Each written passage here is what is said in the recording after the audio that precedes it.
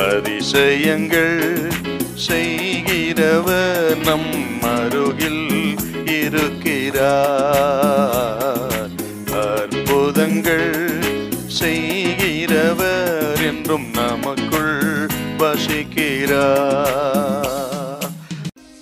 144 சங்கீதம் 15வது வசனம். இவ்விதமான சீரை பெற்ற ஜனம், இவ்விதமான சீரை பெற்ற ஜனம் பாக்கியம் உள்ளது, பாக்கியம் உள்ளது. கர்த்தரை தெய்வமாக கொண்டிருக்கிற ஜனம், கர்த்தரை தெய்வமாக கொண்டிருக்கிற ஜனம் பாக்கியம் உள்ளது, பாக்கியம் உள்ளது. இந்த வசனத்திலே 2 பாக்கியம் உள்ளதுங்கிற வார்த்தை வருது பாரு. அர்த்தம் என்னன்னா, ஆண்டவர் இயேசு சொன்னார், மெய்யாகவே மெய்யாகவே நான் உங்களுக்கு சொல்கிறேன் என்று சொல்லி ஒரு காரியத்தை உறுதிப்படுத்தி சொல்வதற்கு ஆண்டவர் அவ்விதமாக மெய்யாகவே மெய்யாகவே என்று சொன்னார். அதே போல நீங்கள் பாக்கியவான்கள், நீங்கள் பாக்கியவதிகள் என்று சொல்வதற்கு, அதை உறுதியாக சொல்வதற்காகத்தான் 2 விஷயம் வருகிறது பாருங்க. இந்த வசனத்தில் பாக்கியம் உள்ளது என்று சொன்னால் ஆசீர்வதிக்கப்பட்டது அல்லது சந்தோஷமா இருக்கக்கூடியது என்பது இந்த பாக்கியம் என்கிற வார்த்தையினுடைய அர்த்தமாயிருக்கிறது. கர்த்தரை தெய்வமாக கொண்டிருக்கிற ஜனம்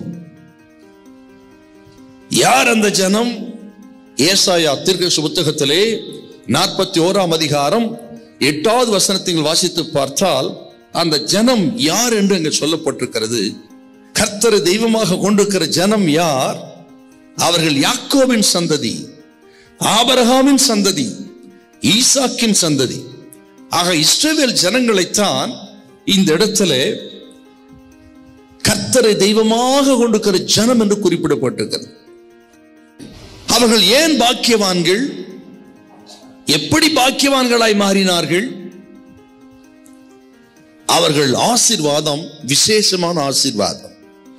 உலகத்தில் இருந்த எல்லா ஜனங்களை காட்டிலும் இஸ்ரவேல் ஜனங்களின் ஆசீர்வாதம் விசேஷமானது, வித்தியாசமானது. இவர்களின் ஆசீர்வாதத்தை கொஞ்சம் பார்த்தா ஆச்சரியமா இருக்கும். பழைய ஏற்பாட்டின் நாட்களிலே இஸ்ரவேல் ஜனங்கள் பாக்கியவான்கள். புதிய ஏற்பாட்டின் நாட்களிலே நீங்களும் நானும் யார் என்று சொன்னால், நீங்களும் நானும் ஆவிக்குரிய இஸ்ரவேலர்கள். அப்படியானால் அவர்களின் ஆசீர்வாதம் நம்முடைய ஆசீர்வாதம். ஆவிக்குரிய இஸ்ரவேலராகிய நம்மையும் தேவன் அவிதமாகத்தான் ஆசீர்வதித்து வைத்திருக்கிறார்.